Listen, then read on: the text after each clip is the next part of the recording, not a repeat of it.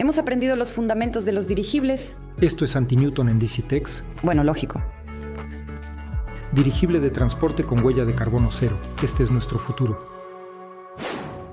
Hola a todos, están en el canal de dirigibles de nueva generación. Soy Julia Shishkina. Hemos hablado de muchas cosas, de inversiones, de finanzas, de motores, pero no hemos podido llegar a los dirigibles. Eso es, en general, por lo que estamos aquí en este canal. Hoy eliminaremos la ignorancia. Hablaremos de dirigibles con una persona que sabe todo sobre ellos y un poco más. Este es el ingeniero jefe de dirigibles, Vadim Vasilievich Zubkevich. Hola.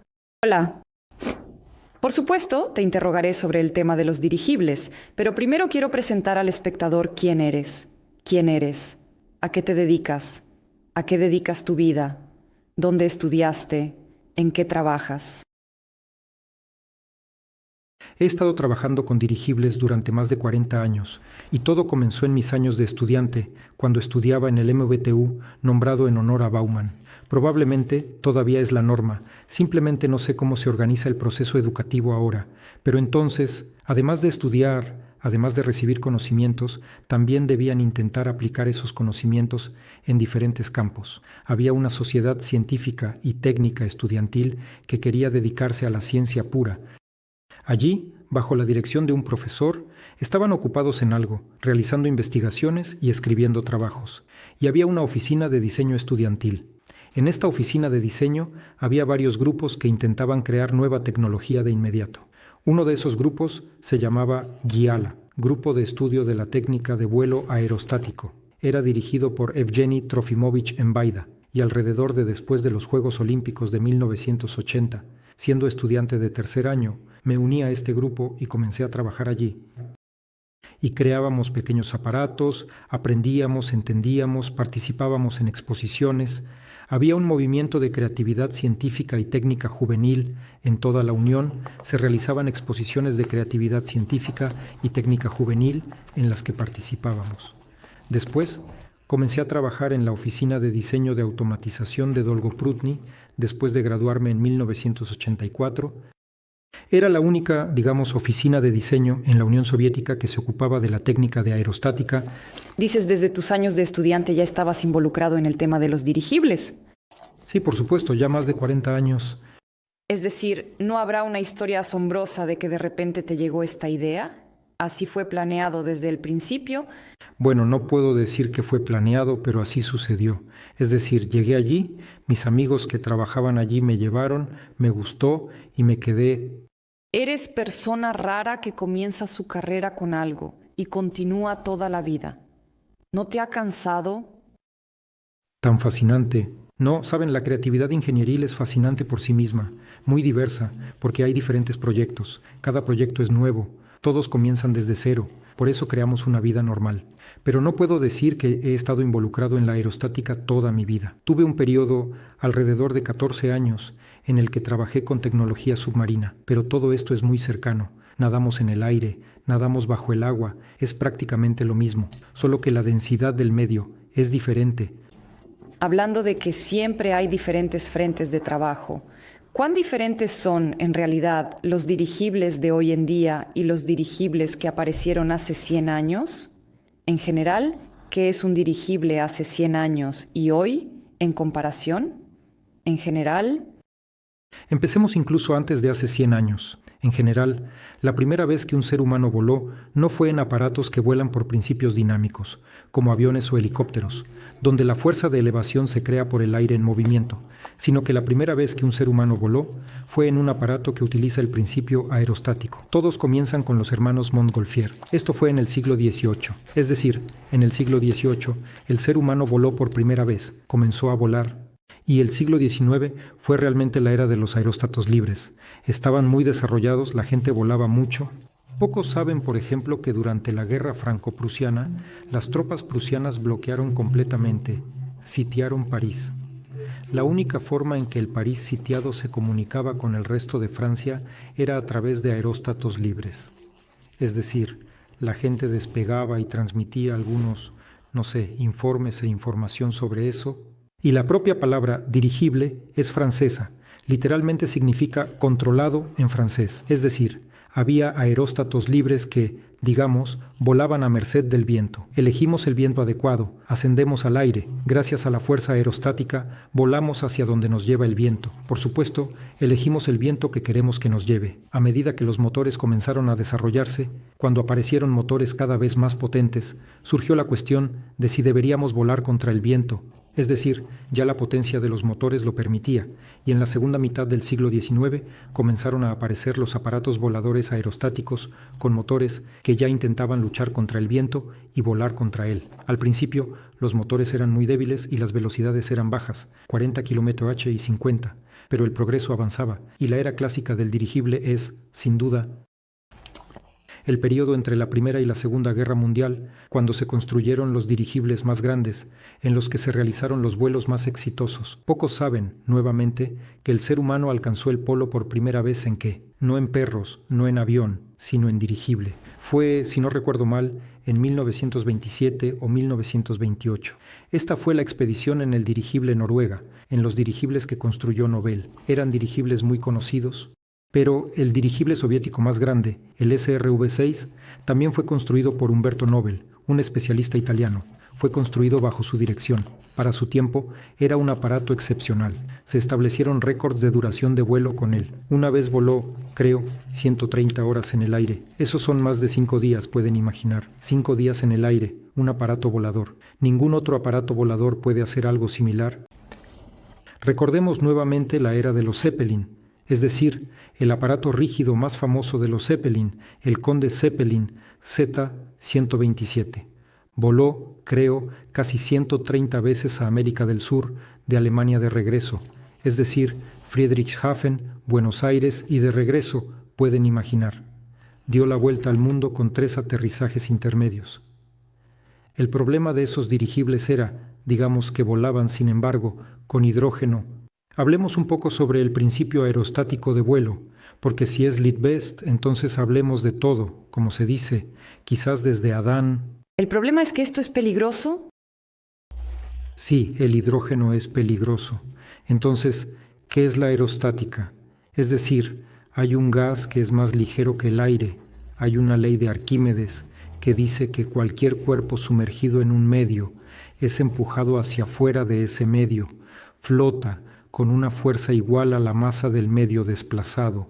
Si es agua, su densidad es aproximadamente 1000, agua dulce es aproximadamente 1000 kilogramos por metro cúbico, por lo tanto, digamos, un recipiente de 1 metro cúbico sumergido en agua es empujado hacia afuera con una fuerza de aproximadamente 1000 kilos.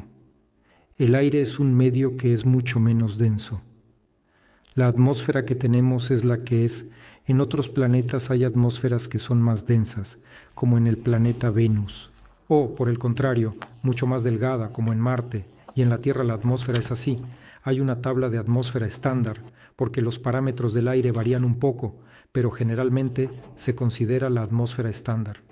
¿Qué es la atmósfera estándar? Es al nivel del mar, a una temperatura del aire de 15 grados Celsius, donde la densidad del aire es de aproximadamente 1225 kilogramos por metro cúbico.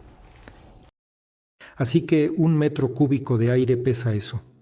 Por lo tanto, si creamos, digamos, algún tipo de aeronave, una aeronave condicional que tiene un volumen de 1000 metros cúbicos, desplaza aire con un peso de 1225 kilogramos.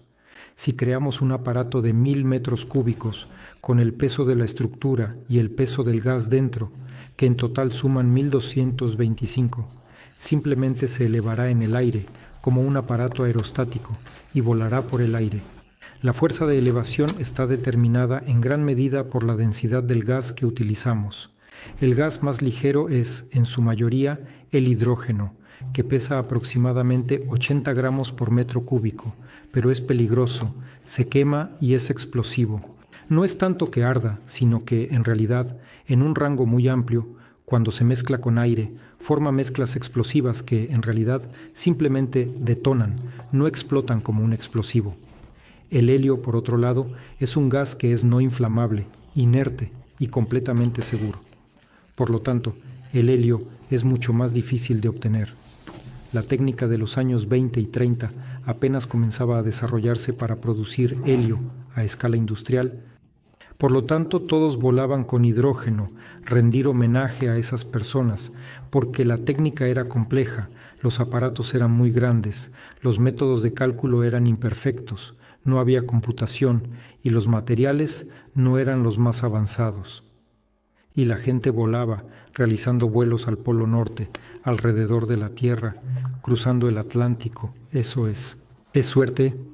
Se debe rendir homenaje al coraje, en general, al genio ingenieril de las personas que crearon tales aeronaves. Pero ya dices que era muy difícil calcular todo esto, prácticamente imposible, ¿y a las personas les lograba? ¿A qué se debe eso? Bueno, no se puede decir que era imposible, simplemente los métodos de cálculo eran empíricos, se hacían con grandes suposiciones. La gente no contaba, por así decirlo, hasta cada remache, hasta cada tornillo. En general tenían una idea de la resistencia. No se metían mucho en la resistencia local. Y, por así decirlo, el conocimiento sobre la turbulencia de la atmósfera aún era imperfecto. Los materiales, aunque el duraluminio ya había aparecido, ahora hay materiales mucho más modernos, y todo esto se puede hacer más ligero y resistente. Pero no nos alejemos de nuestras conversaciones.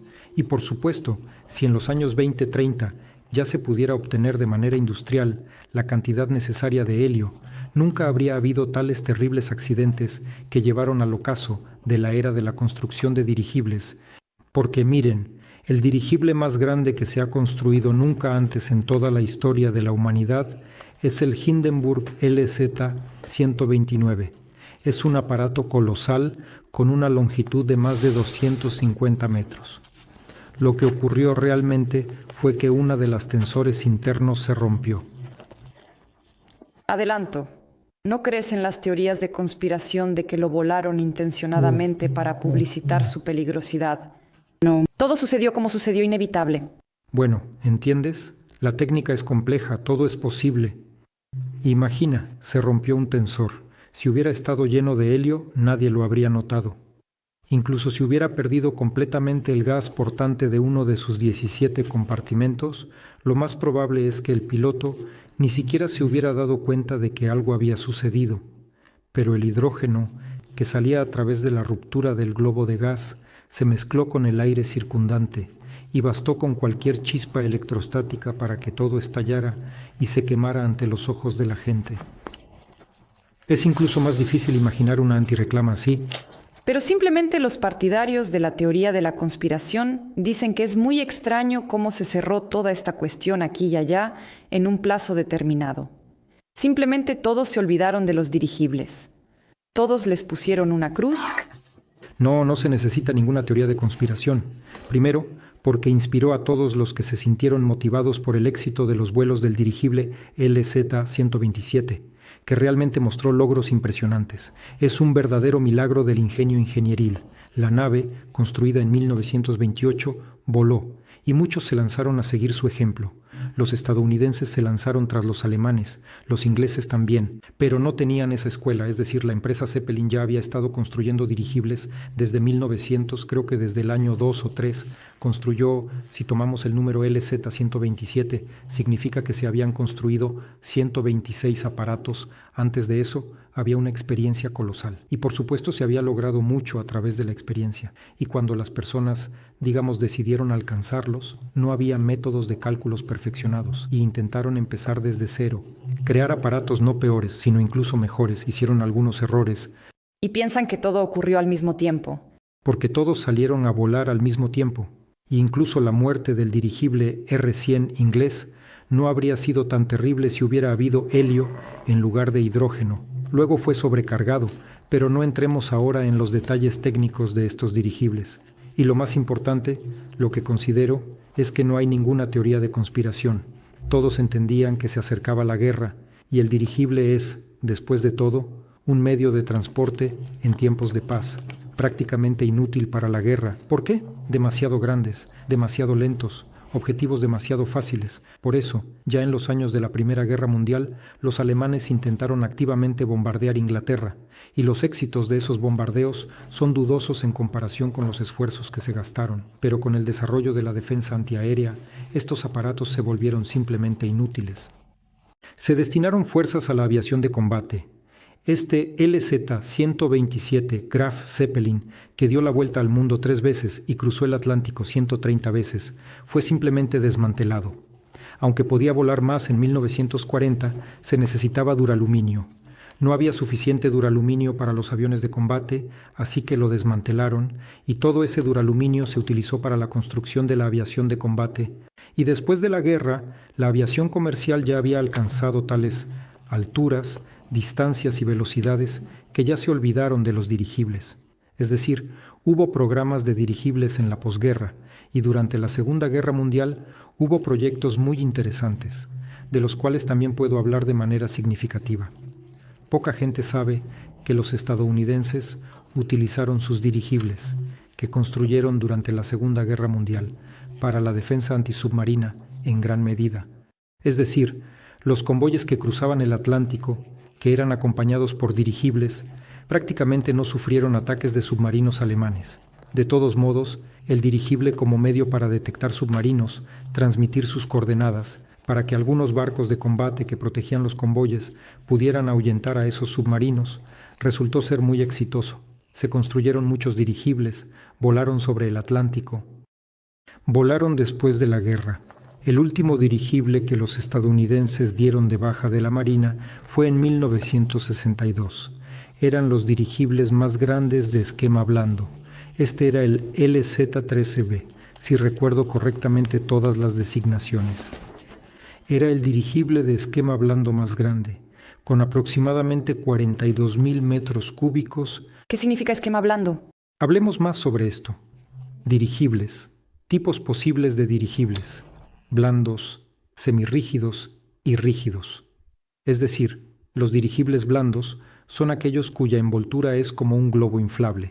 Está hecha de ciertos materiales. Dentro hay helio y hay un balonete en su interior. Como un globo, sí. Es decir, la forma se mantiene gracias a la presión interna. Los primeros materiales que permitieron crear tales dirigibles eran, de hecho, a base de algodón, eran hilos de algodón, y los recubrimientos eran de cauchos naturales, es decir, de goma. Los materiales eran bastante imperfectos. Dado que estamos hablando de materiales, hablemos un poco sobre términos textiles.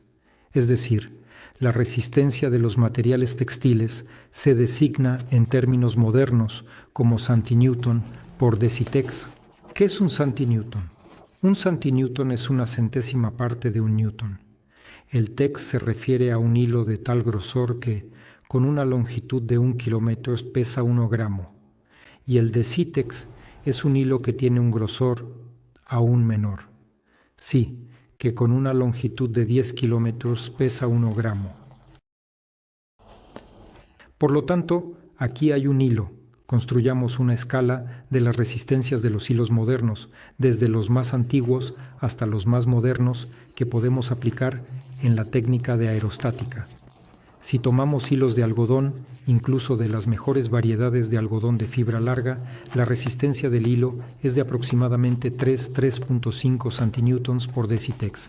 Así es, 3,5. Esto significa que es la mejor de las fibras naturales, es decir, no la viscosa. La seda sea mejor, pero la seda es cara. Así que en el dirigible había principalmente tejidos de algodón. Alrededor de la guerra, antes de la Segunda Guerra Mundial, aparecieron los nylon. Los nylon tienen una resistencia de aproximadamente 6-7 centinewtons por decitex. Son el doble de fuertes. El doble, sí. Alrededor de los años 50, no recuerdo exactamente, los años 50, tal vez los 60, principios de los años 60, son fibras sintéticas de poliéster. Aquí son conocidas con el nombre de Lapsan. ¿Lapsan? Lapsan, sí. Son fibras de poliéster. Lapsan, ¿dónde podemos verlo? En la ropa. Se utilizan muchas telas de Lapsan en la ropa hasta el día de hoy. ¿Una chaqueta como impermeable? ¿Algo así? ¿Una chaqueta normal? Simplemente es una tela muy resistente. El Lapsan o poliéster son unos 10-12 centinewtons por decitex.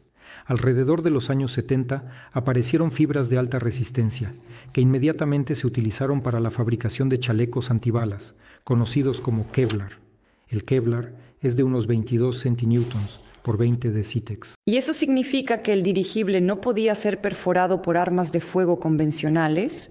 Bueno, aún así hay una capa. En el chaleco antibalas se puede, sí.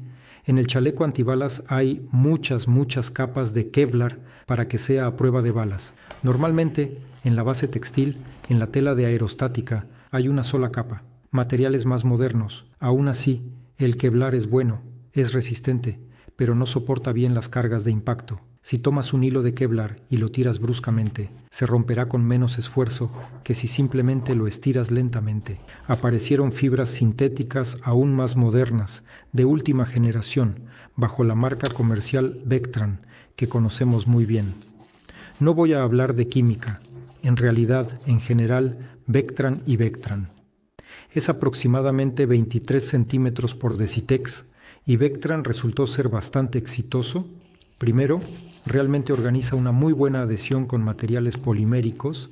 Es la adhesión, es la capacidad de unión. Aplicamos un material polimérico sobre la base textil, poliuretano, y la conexión entre esta capa superior de poliuretano y la capa de carga de Vectran es tal que cuando soldamos las telas, con un solapamiento de 20-15 milímetros, obtenemos una costura resistente. Tomamos esta costura, la rompemos, y se rompe no por la costura, sino por el material principal. Así, es suficiente soldar un solapamiento de 15-20 milímetros gracias a la magnífica adhesión entre el poliuretano y el Vectran. Sin embargo, este es ahora el pico, digamos, de los materiales aerostáticos basados en Vectran, pero en este momento hay fibras sintéticas más resistentes. Por ejemplo, el Cylon tiene alrededor de 29 centinewtons por Decitex en comparación con otros materiales. ¿Qué nos da esta resistencia? Esto nos da la posibilidad de crear un dirigible blando de mayor y mayor volumen. Cuanto más grande hacemos el tamaño, más resistente necesitamos que sea la tela. Por supuesto, se puede lograr esto utilizando hilos más gruesos, telas más densas, varias capas de tela, pero todo esto lleva a un aumento del peso de la tela, mientras que así podemos crear una tela muy ligera. Con los materiales modernos basados en Vectran, donde la capa de carga es de Vectran, ya se puede crear un dirigible blando de aproximadamente 100.000 metros cúbicos. Y hablamos de la misma ligereza que el primer algodón. Hablamos de un peso exactamente igual, solo que será mucho más resistente y duradero. Será más ligero, aún más ligero. Por ejemplo, incluso esos dirigibles estadounidenses que volaron justo después de la Segunda Guerra Mundial, que usaron como defensa contra los submarinos, tenían nylon, y la tela, donde estaba la estructura principal de este gran dirigible, que tenía 30.000 metros cúbicos, pesaba alrededor de 800 gramos por metro cuadrado. Ahora, con una base de Vectran, se puede crear una tela así con una resistencia similar o incluso mayor, de 300 gramos por metro cuadrado. Es decir, todo esto es un progreso en los materiales, es simplemente colosal. Por lo tanto, con los materiales modernos, estos dirigibles deben ser mucho mejores, mucho más fiables, mucho más perfectos. ¿Cuál es el talón de Aquiles del dirigible blando? ¿Cuál es el peligro? En que debemos estar constantemente atentos a la presión interna. Bueno, en vuelo es claro que estamos atentos y lo hacemos constantemente, pero cuando llega y se coloca en el mástil. Incluso en el mástil, cuando hemos desenergizado completamente el dirigible, también debemos estar atentos. No se puede permitir que haya presión interna en la envoltura, que se pierda la presión interna. De lo contrario, este dirigible será destruido de inmediato por una ráfaga de viento más o menos fuerte. ¿Y cómo sería destruido? Miren, si tenemos una envoltura absolutamente lisa, que tiene la presión interna necesaria, que ha sido calculada, que es segura, que se mantiene dentro de los límites necesarios, entonces la resistencia, no voy a mencionar cifras, es una resistencia muy pequeña de tal envoltura a lo largo del eje. Tan pronto como la presión desaparece y debido al flujo de aire en la parte delantera se forma una depresión, es decir, una abolladura, la resistencia aerodinámica de tal dirigible aumenta más de 10 veces. ¿Y qué sucede aquí visualmente? Visualmente se soltará, lo arrancará del mástil y se lo llevará. Perderá totalmente el control, será soplado. Sí, será soplado. Por eso, de ninguna manera se debe permitir que tal dirigible pierda presión interna. Hay que vigilar esa presión, es decir, mientras esté en el mástil, se monitorea constantemente. Pero sin embargo tiene derecho a existir, ¿verdad? Sí, por supuesto tiene. Todos los dirigibles modernos que vuelan, como el Skyship, Zeppelin NT, el alemán WDL, A nadie le molesta característica suya. Bueno, porque vuelan, despegaron, realizaron su publicidad o grabación o llevaron pasajeros, como hace el Zeppelin NT sobre el lago de Constanza, atracaron. Simplemente esto requiere esfuerzos adicionales. No hemos hablado más sobre el blando. ¿Por qué aparecieron los dirigibles semirrígidos? Los dirigibles semirrígidos fueron un compromiso, porque el dirigible rígido es muy laborioso de crear. Y la resistencia, por así decirlo, de los hilos de algodón no permitía, en realidad, crear dirigibles blandos de grandes volúmenes de algodón. Y entonces, en efecto, Umberto Nobile propuso este esquema de dirigible semirrígido que tenía una gran viga de quilla desarrollada en la parte inferior, que de hecho permitía transferir todas las cargas de las masas concentradas a una envoltura no muy resistente de manera muy suave. Y gracias a que la viga de quilla añadía rigidez, se podía mantener dentro de un dirigible así, digamos, una presión muy baja, que incluso la tela de algodón podía soportar. Estos dirigibles de Umberto Nobile, tanto en Italia como en Noruega, como el soviético UP-6, tenían aproximadamente 18.500 metros cúbicos, es decir, alrededor de 110-120 metros, aproximadamente 115 metros de longitud. Y la presión que mantenían durante el vuelo dentro de este dirigible era de aproximadamente 5 milímetros de columna de agua. Pueden imaginarse, tienen un tubo de vidrio curvado y han llenado un agua teñida. Un extremo del tubo está conectado a la envoltura y el otro simplemente está abierto a la atmósfera. Y la diferencia de niveles entre este lado y este será de solo 5 milímetros. ¿Y en los dirigibles blandos? Aquí están los dirigibles modernos, ya que he trabajado mucho con los dirigibles AU-30 que creamos en el Centro de Invención de Orge-Mu. Tenemos, digamos, un rango de presión que manteníamos en la envoltura, es decir, la presión a la que garantizábamos que los ventiladores se encendieran y la presión a la que garantizábamos que las válvulas se abrieran, es decir, no menos de la activación de los ventiladores, no más que la apertura de las válvulas, estaba entre 45 y 60 milímetros, es decir, más de 10 veces. Y gracias a esto y al uso de materiales modernos, teníamos una base de poliéster en el U-30 y el dirigible volaba normalmente, manteníamos esa presión. Teníamos 2 ventiladores, teníamos 4 válvulas, había globos. Muchos preguntan, ¿qué son los globos y para qué se necesitan en los dirigibles de esquema blando? Vamos a hablar un poco sobre esto, es decir, el volumen de gas respira constantemente. Si la temperatura del aire aumenta un poco, el sol calienta, el helio se expande. Si el sol se oculta detrás de las nubes, el helio se contrae. Si subimos un poco más, la presión atmosférica disminuye un poco y nuevamente el helio se expande. ¿Es tipo de estabilizador? Esto, digamos, es una posibilidad, una forma de mantener esta presión en la envoltura dentro de límites muy estrechos. Tan pronto como, por alguna razón, subimos o aumenta la temperatura del gas, el gas se expande. Dentro de la envoltura hay cavidades de aire, es decir, hay una membrana que separa la cavidad de gas dentro de la envoltura del aire y podemos mantener la presión dentro de la envoltura liberando aire. Y cuando, por el contrario, descendemos o cuando la temperatura del gas disminuye, para que no perdamos la presión interna, debemos aumentar la presión en la envoltura, encendemos los ventiladores. Y uno de los sistemas principales de cualquier dirigible blando es el sistema de aire y gas, es decir, un sistema que, mediante sensores, rastrea automáticamente la presión en la envoltura y, en primer lugar, señala al piloto que tiene baja presión, que tiene alta presión, y automáticamente enciende el ventilador, abre automáticamente las válvulas para mantener esa presión dentro de los límites necesarios. En los dirigibles semirrígidos es más o menos lo mismo, pero allí, debido a que se puede tener una presión más baja, es un poco más fácil de hacer. Y en los dirigibles rígidos no es necesario, especialmente, tal vez, en los dirigibles rígidos modernos, donde habrá un sistema combinado, es decir, la resistencia se creará tanto con el armazón rígido como con la presión, pero en los clásicos Zeppelin, donde la resistencia era proporcionada solo por el armazón, simplemente había bolsas de gas que vivían su propia vida, Es decir, subimos, se expanden, bajamos, se contraen, y no había necesidad de monitorear la presión interna. Bueno, ¿de qué están hechos los rígidos? ¿Qué materiales?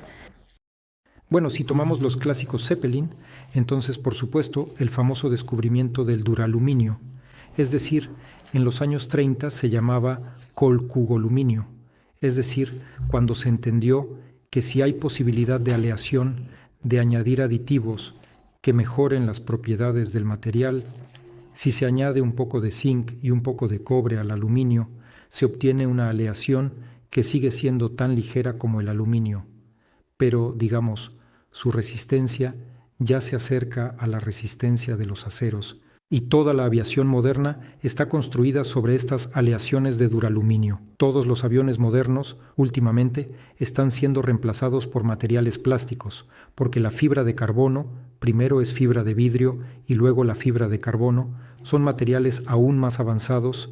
Pero imaginemos que el duraluminio tiene una densidad similar a la del aluminio, aproximadamente 2.8 gramos por centímetro cúbico, mientras que la fibra de carbono está en algún lugar, dependiendo de la marca y el tipo, entre 1.4 y 1.7 gramos por centímetro cúbico, es decir, es 2 veces más ligera. Al mismo tiempo, si la resistencia del duraluminio es de alrededor de 350 megapascales, la de los plásticos de carbono puede ser superior a 1000 megapascales, es 4 veces más resistente. Es decir, si se crea un Zeppelin moderno a partir de fibra de carbono, pueden imaginar cuán más ligero podría ser, cuánto más podemos destinar a ciertos sistemas. Podemos hacerlo mucho más resistente, el casco gracias a que tenemos un gran margen de masa. ¿Y afecta la elección? ¿El material afecta el costo final? Por supuesto que influye en gran medida, pero digamos que yo personalmente creo que el costo del material para estructuras aeronáuticas son, en definitiva, porcentajes. No es... En algún lugar son porcentajes. Lo más importante es observar la carga de trabajo, es decir, cuán laboriosa es. Las grandes estructuras aeronáuticas se producen de manera un poco diferente. Se crean matrices especiales de gran tamaño y se colocan capa por capa. Y la razón por la que las estructuras de fibra de carbono son muy caras es porque el equipo es muy costoso. Si pasamos a los dirigibles, los nuevos Zeppelin o nuevos dirigibles con casco rígido se crearán con una tecnología completamente diferente. Serán tubos de fibra de carbono. Es decir, producir un tubo de fibra de carbono no cuesta nada. Es un molde y simplemente enrollan la tela en un rollo, luego se hornea y obtienen un material muy ligero y muy resistente. Y además, debido a que tienen una gran variedad de estos tubos, puede haber diferentes diámetros y grosores, pueden aplicar de manera muy precisa y exacta en cada lugar específico y particular el tubo del tamaño exacto y preciso que se necesita, y luego crear estructuras espaciales de celosía a partir de estos tubos, utilizando elementos de conexión de diferentes tipos y variedades. No es nada complicado, nada más tecnológicamente simple se puede imaginar, realmente y verdaderamente, y realmente. Por lo tanto, creo que es absolutamente posible crear un casco de dirigible a partir de tubos de fibra de carbono. Hay que trabajar en ello, por supuesto, para que estos nodos de conexión sean definitivamente fiables, para calcular la estructura con precisión, para aplicarla de manera muy competente, sin sobrecargarla, y al mismo tiempo hacerla segura y cuidadosamente. Pero tanto de carga de trabajo como de rendimiento de peso, tal casco será mucho mejor que los Zeppelin en la década de 1930. Usted dice que se hará, pero en el mercado mundial nadie lo hace así. Actualmente hay proyectos que intentan hacer tales dirigibles. Sergey Brin, uno de los fundadores y propietarios de la empresa Google, no hace mucho ruido sobre que está trabajando en un dirigible así. Es decir, existe en el astillero, se está creando. Aún, desafortunadamente, no ha volado, porque están trabajando en ello, pero se están llevando a cabo tales trabajos. Me interesan estos juegos secretos. Él no es público. ¿Cómo conocen a sus competidores? Bueno, el boca a boca, alguien trae algo en la cola. En resumen, en cualquier negocio, cualquier asunto, es todo como en los demás. Bueno, sí, por supuesto. Y aquellos que están en el mismo, digamos, en el mismo plato, en la misma olla, todos más o menos se conocen entre sí. Entonces cuéntame sobre los competidores rusos. ¿Quién más está involucrado? Empecemos con qué información. Hace 6 meses el presidente emitió un decreto a por los dirigibles. ¿Cómo fue eso? ¿Qué tipo de decreto es ese? Pero después de eso, todos comenzaron a moverse. En Novosibirsk hubo un foro. Los ingenieros se reunieron, discutieron el mercado actual. Aquí se ha reanudado toda esta historia. Ahora han incorporado el crowdfunding. Bueno, en realidad, digamos que no puedo realmente hablar por todos, pero no estuve exactamente en ese foro en Siberia, por ejemplo. De hecho, digamos que hay bastante interés porque todos entienden que, en realidad, los dirigibles tienen su propio nicho. No es un avión, no es un helicóptero. Es decir, un dirigible nunca volará tan rápido como un avión. Eso lo entienden bastante perfectamente. Un dirigible nunca podrá aterrizar en un espacio tan pequeño como un helicóptero, solo por sus dimensiones. Todos entienden esto también, pero sin embargo, un dirigible puede superar tanto a un avión como a un helicóptero, por ejemplo, en términos de duración de vuelo. Por ejemplo, ni un avión ni un helicóptero pueden estar en el aire durante 5 o 7 días. Un dirigible en realidad puede. Con el desarrollo actual de la tecnología de drones, digamos que no hay necesidad de volar rápido, específicamente en el contexto de vuelos prolongados. Por ejemplo, creo firmemente que toda la aviación de transporte debería ser no tripulada. ¿Por qué? Porque un dirigible vuela, digamos, a 120, 130, 150, pero 180 kilómetros por hora. Y imagina que necesitas volar, digamos, 3, 4, 5 mil kilómetros, lo que significa que estarás en vuelo durante varios días. Esto significa que a bordo debe haber varios turnos de tripulación, es decir, alguien está al mando, alguien controla la aeronave y alguien descansa en ese momento. Por lo tanto, se necesitan camarotes, provisiones, comodidad.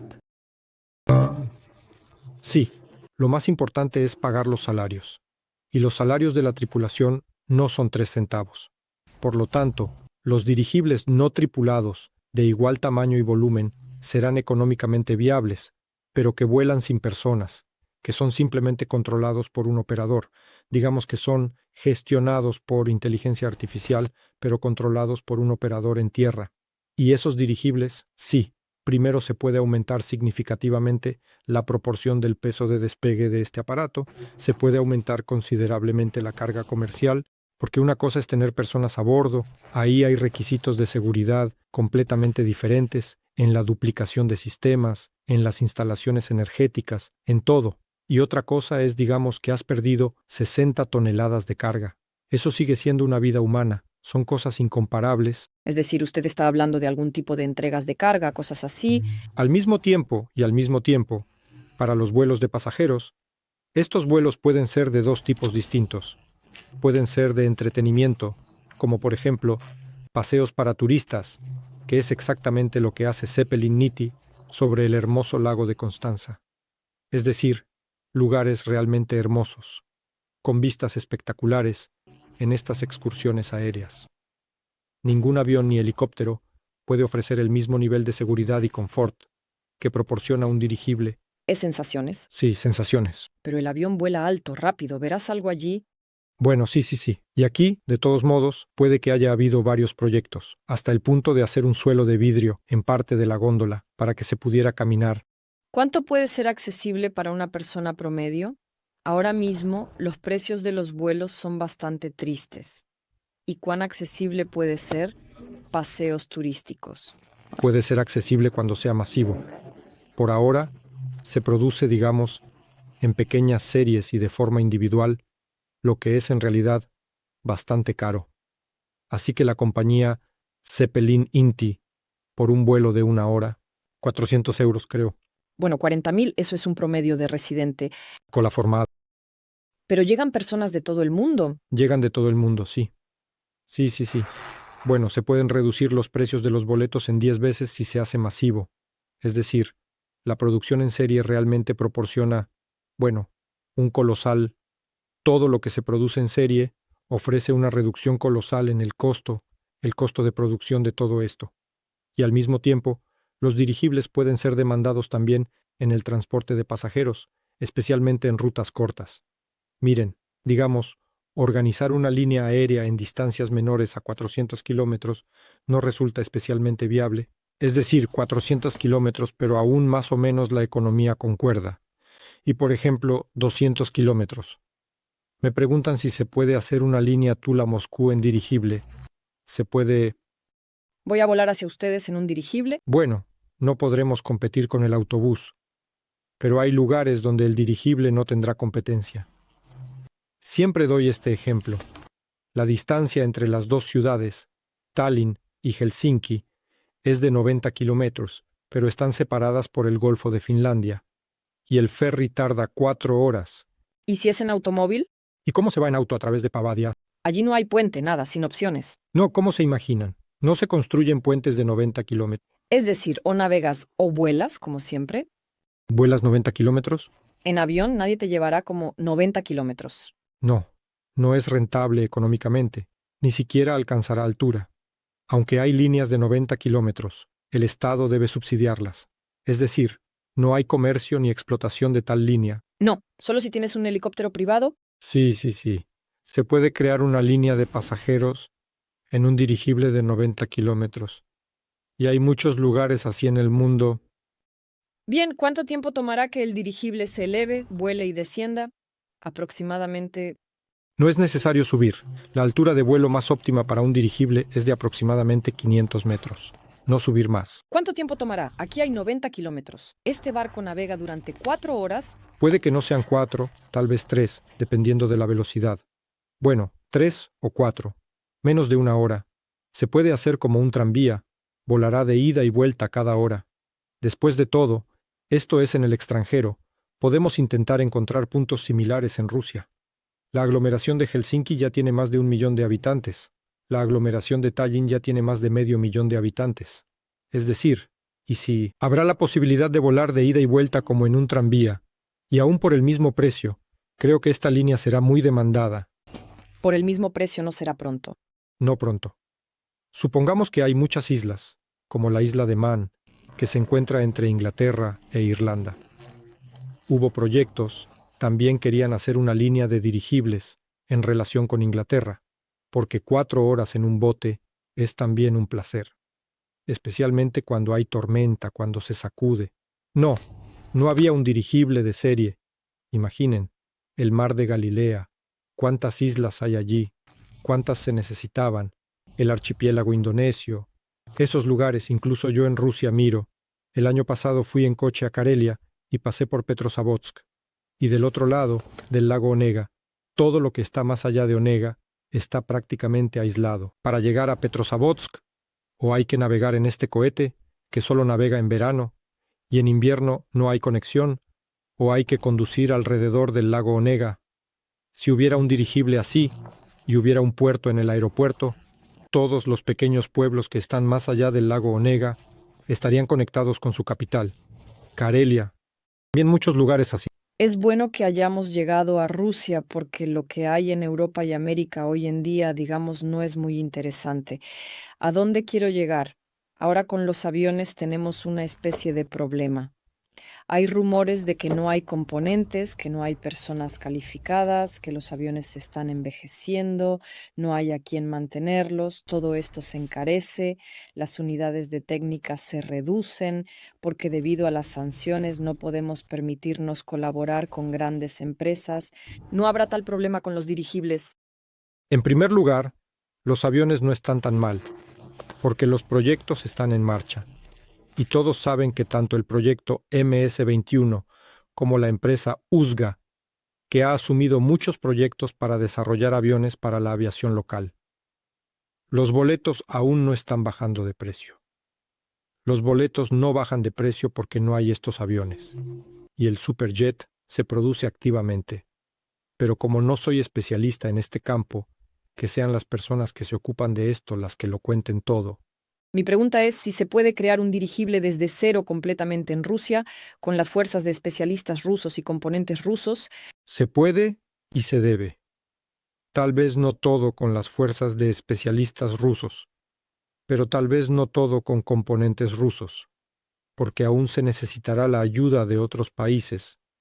En primer lugar, probablemente de China, porque parte, digamos incluso, los mismos materiales de aerostatos, desafortunadamente, aún no se producen aquí, pero se pueden comprar en China.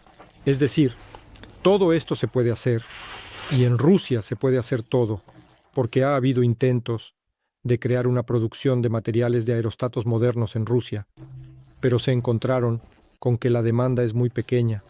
Simplemente no resistieron económicamente. Si hay una demanda normal, entonces, digamos, para esto no se necesitan tecnologías súper avanzadas, son todas tecnologías comprensibles, y la producción de tales telas se puede hacer con popular. ¿Es posible hacer todo esto en nuestro país en el marco del desarrollo y la producción de un dirigible de nueva generación? Es posible. ¿Lo están planeando? ¿Cómo lo ven? Hay que empezar, como se dice, desde lo pequeño e ir paso a paso. Por ahora no voy a hablar de nuestros planes, porque será un stream especial, separado, probablemente un webinar separado, o cómo se organizará todo esto, aún no lo sé. Espero que sea un podcast, porque en ese caso tendré mi participación. Será un podcast en el que hablaremos sobre nuestros planes. Pero sí, estamos planeando. Actualmente estamos trabajando en el proyecto del primer dirigible de nuestra línea, y se supone que prácticamente todo será nacional, si incluso algo no es nacional en los primeros modelos, porque para no retrasarnos en los plazos, será importado, pero ya en Siria será definitivamente nacional. Es decir, ¿se pueden utilizar algunos elementos simplemente para la velocidad, para aumentar la velocidad? Pero más adelante pensaremos en cómo reemplazarlos por nacionales. Sabremos cómo se puede reemplazar por nacionales de manera más eficiente. Al fin y al cabo, el dirigible, por un lado, es algo nuevo, y por otro lado, no hay tecnologías que no tengamos, porque tanto las telas como los plásticos, todo eso se produce aquí, en nuestra región, y los motores, y otros recursos, y eficientemente. La cuestión es que hay que combinarlo en la proporción adecuada, para que sea óptimo para este aparato. Para eso, simplemente hay que organizar la producción. Y saben, en general, creo que para cada segundo espectador promedio, la realización y el trabajo sobre dirigibles en nuestro país y en el mundo se veía más o menos así. Los tiempos de los Zeppelin, todo se ha perdido. Y de repente ahora hablamos de ellos. Pero en realidad, ¿cuál fue la curva de trabajo sobre dirigibles? Ustedes se dedican a esto toda la vida. Así que más o menos así de demandados están, es decir, realmente el presidente firmó un decreto, todos comienzan a moverse de inmediato, a hacer algo, luego de nuevo comienza algún tipo de revuelo, donde se concentra toda la atención, todos los recursos, y de nuevo se olvidan de los dirigibles, es decir, se ve así o es un trabajo planificado, por lo que escuchamos o no escuchamos sobre los dirigibles. Bueno, es mejor, por supuesto, que sea un trabajo planificado, que no dependa de la firma de ciertos decretos, aunque los decretos también ayudan mucho en la promoción de esto. La aeronáutica en la Unión Soviética y en Rusia tiene una rica historia. Desafortunadamente, no fueron productos masivos, fueron productos únicos, por lo que pocos saben de ellos. Bueno, por ejemplo, empecemos con la Unión Soviética, con la Oficina de Diseño de Automatización de Dolgoprudny. Aproximadamente desde 1983, trabajé en el proyecto del dirigible 2DP. Es decir, se hicieron 3 proyectos, pero desafortunadamente, el dirigible no fue construido. ¿Por qué? ¿Dinero? No era por el dinero. En ese entonces era un joven especialista, aún era ingeniero, tal vez no sabía mucho, aunque ya participaba activamente en este proyecto. Pero en ese momento me ocupaba de alguna parte, me ocupaba de las cargas, es decir, después de graduarme trabajé en el Departamento de Dinámica y Aerodinámica y me ocupaba de las cargas, es decir, calculaba las cargas para las que debía diseñarse el dirigible. Yo era un joven especialista, recién graduado de la universidad. Se hicieron 3 proyectos, 3 variantes del proyecto. No puedo decir por qué no se construyó, que respondan las personas que estaban al frente de la empresa en ese entonces. Es muy interesante por qué y en qué momento todo se detiene. Es decir, para ustedes está claro que el trabajo no termina, pero no vemos dirigibles en el cielo. ¿Por qué? A finales de los 90 tengo información sobre un termoplano. para el cual incluso el Estado asignó 18 millones de dólares. Mis ingenieros lo idearon todo, lo elevaron, se cayó, se dieron la mano y se dispersaron. Bueno, digamos que no se puede hacer el tonto en absoluto. Es decir, la técnica aeronáutica no perdona errores de ninguna manera. Se había concebido. Nuevamente, no tuve relación con el proyecto del termoplano, así que no diré nada. Pero lo que a mí, como especialista, no me gustó, es que no me gusta cuando se adentran en lo desconocido, cuando inventan nuevas formas sin una justificación suficiente. De vez en cuando surgen proyectos de dirigibles en forma de disco. Creo que es un camino sin salida, porque estas estructuras en forma de disco son muy aerodinámicamente inestables. Cualquier ráfaga puede volcarlo. Es muy difícil garantizar su estabilidad. Por eso siempre estoy a favor de lo clásico. Y si vamos a innovar, a inventar algo que no ha existido antes, debemos ser muy cuidadosos al respecto. Es decir, debe haber un gran volumen de investigaciones y primero se debería haber hecho un termoplano de pequeño volumen, volarlo, entender todos los problemas, en lugar de construir de inmediato este enorme dirigible que debía levantar esas decenas de toneladas. Bueno, la chuleta realmente me quemó el bolsillo, esta me quemó el bolsillo, 18 millones de dólares. No creo que fuera ella la que quemara el bolsillo, pero es cierto que lo que se había concebido era, por supuesto, maravilloso, pero simplemente la gente se adentró en lo que aún había sido poco investigado. Está bien, pero como usted dice, la forma en forma de cigarro ya ha sido investigada. Ya saben 1 millón de cosas sobre ella. Solo queda reunir el dinero y hacerlo. ¿Por qué no vemos dirigibles en el cielo hasta ahora? ¿Por qué no vemos, ha volado, aunque usted dice que a menudo no es un problema de dinero? Se volaron dirigibles. Hubo dirigibles volando en los años 90 por la empresa aerostática y dirigibles volaron en los años 2000 por el Centro Aerostático Augur. Estos son proyectos puramente rusos. Pero no se expandió masivamente. ¿Por qué? Bueno, porque, digamos, para crear un dirigible, no basta con construir un dirigible, sino que hay que crear toda una industria. Y para eso es necesario idear tareas que incluso en las etapas más iniciales justifiquen las inversiones que se realizan en la creación de toda una industria. Usted tiene ahora una comprensión de cómo hacer que este lanzamiento sea justificable. Entonces, hay que buscar las aplicaciones más rentables para este dirigible. La aplicación más rentable para un dirigible, en mi opinión, es el turismo.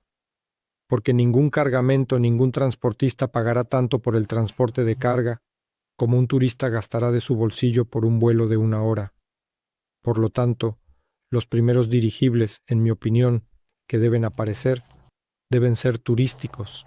Luego, a medida que esta industria se desarrolle en el futuro cercano, la producción de dirigibles pasará a la producción en serie, a una producción masiva de manera significativa y eficiente. Solo entonces se debe pensar en que pasamos a los transportes en gran escala. Porque, digamos, si vamos a hablar de economía, para transportar mineral y ser competitivo con un tren de carga, un dirigible nunca costará lo suficientemente barato como para que sea económicamente viable. Algunos cargamentos pueden ser transportados por dirigibles, especialmente si se trata de áreas de difícil acceso. Y allí, digamos, prácticamente no hay infraestructura. Entonces sí, puede transportar operaciones únicas. Grandes cargas indivisibles, de hecho, existen en el mundo. Incluso, digamos, la energía eólica moderna está avanzando tanto. ¿Sabes que ahora los tamaños de estas aspas que se colocan en los generadores eólicos más potentes superan los 100 metros de longitud? Y llevar esa pala desde la fábrica, digamos, al lugar donde se ensamblará el tren de carretera, sí, hay problemas. Y en áreas montañosas, por favor, trasládala. Es mucho más fácil cuando se coloca en el mar. Ahora, el mar está creciendo, porque en un barco se puede transportar cualquier cosa. ¿Qué es lo que no me gusta del transporte marítimo? ¿Contamina el agua? El transporte marítimo contamina el agua. Así que si es grande, hablamos. Está claro que se puede poner algún tipo de motor eléctrico en un bote, en una lancha, pero no en un barco de carga. Y hablemos. ¿Cómo contamina el agua? Con los gases de escape del motor diésel, o porque vierte algo desde el costado. Ambos. Bueno, se vierten productos de la actividad vital y hay que gestionarlos de alguna manera. Si se establece la exigencia de prohibir el vertido, que todo esto se descargue de alguna manera en el aeropuerto y se controle claramente, entonces espero que no se vierta. En cuanto a los motores diésel, simplemente las exigencias para los motores diésel, digamos, que están en las ciudades, son diferentes a las que están en los barcos de mar, porque allí, que no hay ciudad, pero habrá emisiones. Si se prohíbe legislativamente el uso de motores diésel contaminantes y se elevan legislativamente los requisitos para el combustible diésel que se utiliza en los barcos, sí, esto encarece de manera significativa el transporte marítimo, pero será más ecológico y considerablemente más beneficioso para el medio ambiente. Pero tengo la sensación de que los dirigibles pueden ser demandados en esta dirección para reemplazar estos. Sí, pero aquí hay que abordarlo desde un ángulo diferente. Miren, el mundo está tan interconectado, hay un volumen tan grande de tráfico entre continentes, entre países, que surge un problema en los puertos. Un barco llega, ha navegado a través del Atlántico durante 4, 5, 6 días, y luego espera 2 semanas su turno para entrar al puerto. Y para algunos cargamentos no importa, pueden esperar, pero para otros es importante, no pueden esperar. O son perecederos como algunos plátanos, tomates. En realidad, ¿Por qué espera 2 semanas? el puerto está sobrecargado. Hay una cola. La cola en el puerto es actualmente el punto crítico del transporte marítimo. Por eso se están realizando enormes inversiones en la infraestructura de los puertos, se están construyendo nuevos puertos, porque realmente los estrechos y los puertos son el punto crítico debido al gran volumen de transporte, y todos se enfrentan allí. Ahora, si intentas cerrar el canal de Suez debido a algún conflicto, habrá un colapso en el comercio mundial. Si todo es tan complicado con los parqueos para los barcos, ¿no será complicado con el estacionamiento para los dirigibles? Y para el dirigible no está atado a la costa porque, entienden, un barco no puede llegar a cualquier lugar, debe llegar a un puerto, y en el puerto debe haber la infraestructura adecuada. Pero un dirigible puede aterrizar en cualquier punto donde pueda descargar. Estos puntos pueden estar en cualquier lugar. Lo más importante para él es un espacio vacío que no esté ocupado por nadie. Directamente en alguna fábrica que se convirtió en el cliente de esta carga, claro. Pero si es otro país, debe haber alguna aduana, deben haber algunas inspecciones. ¿Cuál es el problema? Ahora todo esto se está resolviendo, creo. Es una cuestión de voluntad. Se puede resolver todo. Se puede abrir un punto de aduana en cualquier lugar si hay suficiente tráfico y transporte. Y creo que no hay problemas en esto. Ahora, en primer lugar, las barreras se están eliminando poco a poco en el mundo. Todo se está globalizando. Y no son cuestiones técnicas, ¿entienden? Son cuestiones organizativas. Los aspectos organizativos pueden ser más complicados en algunos casos y más simples en otros, pero también se pueden resolver. No hay nada complicado en esto. Los aspectos técnicos son más difíciles de resolver, porque, después de todo, si se transportan cargas, de nuevo digo, debe ser aviación no tripulada. La aviación no tripulada hay que demostrar que es segura, aunque ahora ya existen camiones no tripulados, taxis no tripulados y robots de entrega no tripulados. Después de todo, un dirigible que transporta 60 toneladas de carga es un dirigible que tiene un casco de 200 metros de largo, o 150, no puedo decir cifras exactas, pero es un aparato muy grande, es un aparato pesado, y hay que demostrar que puede volar, que su inteligencia artificial no se volverá loca, que volará del punto A al A. Los hackers que no hackearán. Bueno, necesario que no haya posibilidad de que los hackers penetren en este entorno. Es interesante, ya que una gran cantidad de personas se reúnen para dar vida a este proyecto, además de los ingenieros que han estado trabajando en esto durante 40 años. También son personas que deben saber cómo gestionar, de forma remota desde el suelo. ¿Dónde se enseña todo esto? En nuestras universidades. Y, digamos, debe Debe estar estructurada, como yo llamo, en un árbol o en una estructura tridimensional, digamos. Si imaginamos un árbol, hay raíces, hay un tronco, hay ramas. Entonces, ¿qué es la raíz? La raíz es la empresa que desarrolla y produce dirigibles. Es la base de todo. Hay pocas de estas empresas en el mundo. Por ejemplo, en el mundo de la aviación, todos conocemos Airbus, Boeing, Irkut en Rusia, Superjet Sukhoi. Son pocas. Por lo tanto, los consumidores de los servicios de estas empresas son las compañías aéreas. Son empresas que organizan la operación de estas aeronaves. También deben tener personal capacitado, deben tener los certificados necesarios, las habilitaciones de vuelo. Todos los especialistas deben estar certificados y organizan una operación segura. Y hay consumidores, organizaciones comerciales, que solicitan ciertos servicios a las compañías aéreas. Son empresas de transporte, empresas de logística y servicios adicionales que compran, no sé, vuelos comerciales, toneladas, kilómetros. Y todo este flujo de dinero debe ir de las raíces a las hojas y de las hojas de vuelta a las raíces, de un lado a otro. Cuando tal estructura esté establecida, toda una industria, entonces funcionará de manera más eficiente y estará comercialmente justificada. Simplemente se necesita una cierta proporción crítica de inversiones para construir toda esta estructura. Por eso digo que hay que empezar con las tareas más rentables, donde es más fácil hacerlo, donde es más barato hacerlo, y luego, cuando esto se desarrolle, pasar a otros niveles. ¿Dónde no es así? Hablamos de un estado turístico. ¿Es esta su opinión o es la opinión de todo el centro de pensamiento del estado de nueva generación? Esa es mi opinión, y espero que todos los demás especialistas me apoyen. Hablar con quienes piensan distinto. Discusiones acaloradas en general. Por supuesto, por cualquier motivo, desde dónde aplicarlo hasta qué número de rodamiento usar. ¿Entienden? Las discusiones surgen por cualquier motivo, porque la gente tiene muchas opiniones.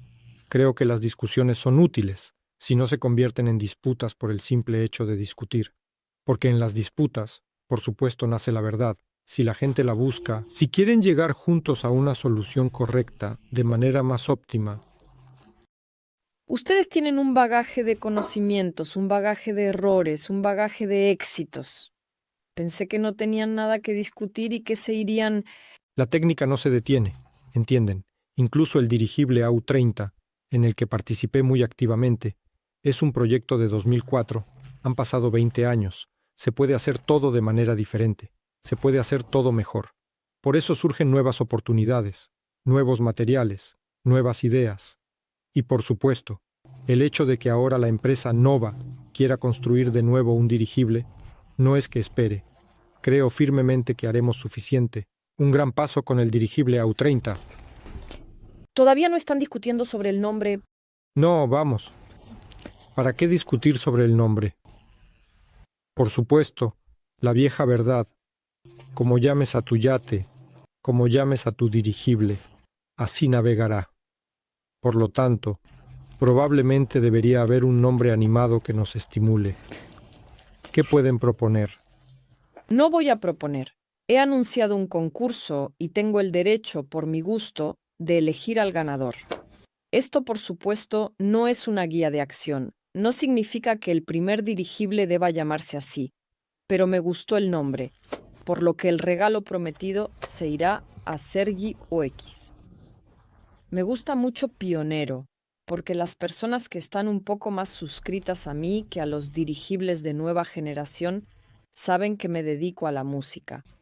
Pionero es nuestra empresa de productos acústicos, y además Pionero, bueno, es el primero, es lógico. Sí, en general, si recordamos los años soviéticos, ¿cuál era el lema? Pionero es un ejemplo para todos los chicos. Que este dirigible sea un ejemplo para todos los demás aeronautas y continúe, por así decirlo, un nuevo camino hacia el desarrollo de la técnica aeronáutica. Sergi.x. Escribiremos nuestra dirección de correo electrónico debajo de su comentario. Y por favor, envíenos todos sus contactos a nuestro correo, a dónde enviarle, qué tamaño debe tener el regalo. En general, estamos en contacto con usted. Y nosotros continuaremos.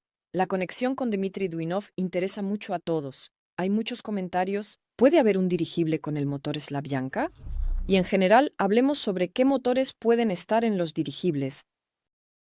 Bueno, empecemos por el hecho de que todos los dirigibles que alguna vez se construyeron, todos tenían motores de pistón en su base.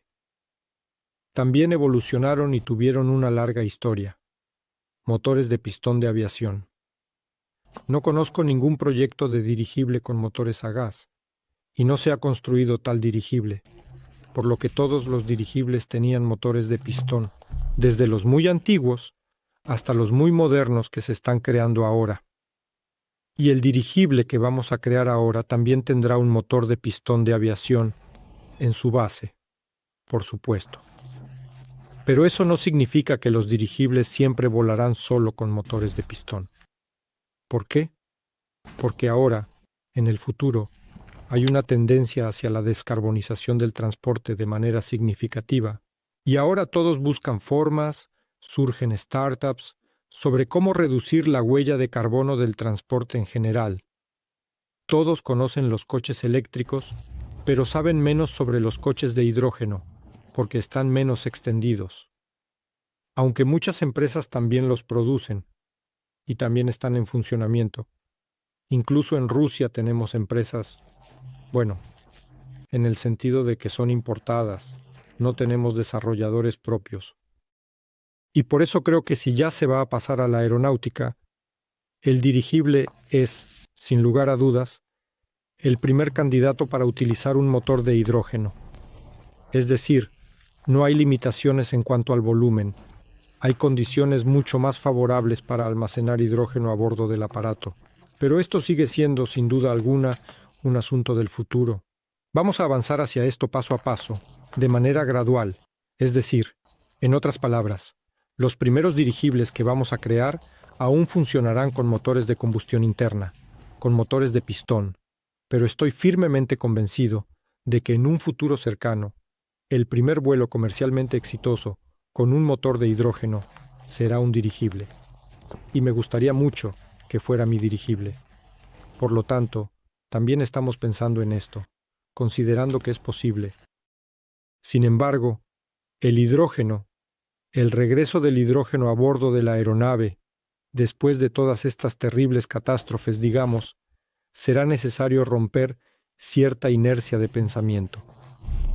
Es decir, por supuesto, con los materiales modernos, los sensores modernos y los controles de fugas, todo será mucho más seguro, pero esta seguridad debe ser, en primer lugar, garantizada y, en segundo lugar, demostrada como segura, porque cualquier aeronave no se elevará simplemente al aire hasta que no pase un procedimiento de certificación suficientemente complejo y laborioso.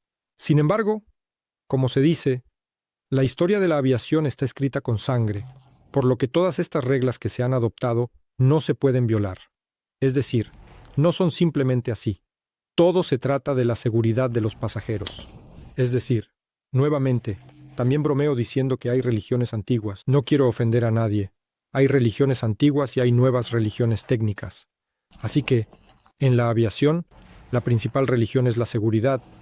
Todo debe ser seguro. Y la segunda en importancia es el ahorro de peso. Es decir, hay que economizar peso porque cuanto más ligero, más eficiente económicamente. Por lo tanto, la seguridad es lo primero, y el hidrógeno a bordo, por supuesto, será... Esto generará preguntas. Sin embargo, hay que pensar en cómo hacerlo para que realmente pase todos los procedimientos de certificación.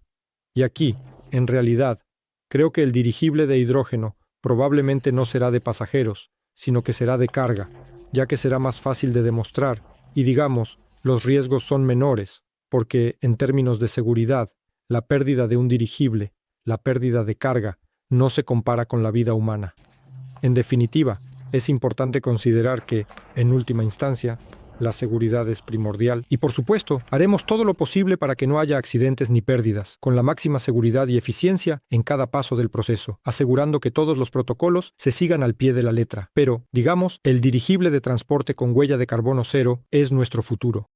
¿Y cómo se pueden aplicar los motores de Duyunov? Los motores de Duyunov se pueden aplicar de manera muy directa y eficiente, porque, por ejemplo, digamos, el hidrógeno se convertirá en energía eléctrica útil y sostenible en los llamados dispositivos que se llaman generadores electroquímicos.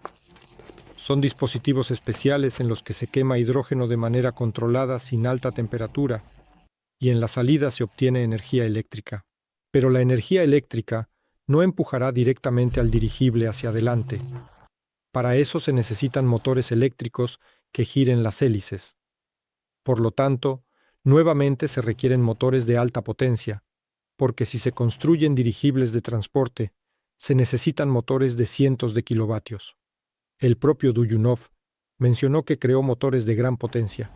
En una conversación personal, me dijo que el motor más potente que diseñó es de 30 megavatios, es decir, es un motor colosal. Y, en segundo lugar, deben tener una muy alta relación peso-potencia para que se puedan usar a bordo de la aeronave. De hecho, un motor asíncrono, digamos, un motor asíncrono común, no se puede instalar en una aeronave porque es muy pesado. Los motores modernos de imanes permanentes, los llamados BLDC, ya están acercándose al nivel en el que se pueden aplicar a bordo de una aeronave. Son motores bastante ligeros, pero hay grandes limitaciones en la disipación de calor y en la potencia nominal de este motor. Es decir, los motores más potentes que conozco en este momento, los motores eléctricos de aviación, son, creo, de 700 kilovatios. Hasta ahora no he oído que se estén creando más. Si el señor Duyunov puede crear motores de 1 megavatio, 1,5 megavatios y 2 megavatios que sean suficientemente eficientes en relación peso-potencia, entonces simplemente será cuestión de tomar y crear un dirigible de hidrógeno. Eso es lo que se necesita. Bueno, hasta donde fue posible, probablemente hemos realizado una especie de educación básica hoy, al menos en lo técnico, los fundamentos. Los fundamentos de los dirigibles los hemos aprendido gracias al ingeniero jefe de dirigibles, Vadim Vasilievich Zubkevich. Muchas gracias por dialogar conmigo hoy. ¿Cuánto he aprendido gracias a usted? Saben, se puede hablar de dirigibles infinitamente. Por lo tanto, hay mucho más que se podrá contar. Se podrá hablar sobre nuevos proyectos, sobre lo que estamos trabajando actualmente. Simplemente no queremos adelantarnos un poco. Y cuando estemos listos para presentar algo al público en general, definitivamente lo contaremos. Así que espero que este no sea nuestro último encuentro. También esperamos eso. Muchas gracias. Ustedes han estado con los dirigibles de nueva generación. Mírenos en todas las plataformas.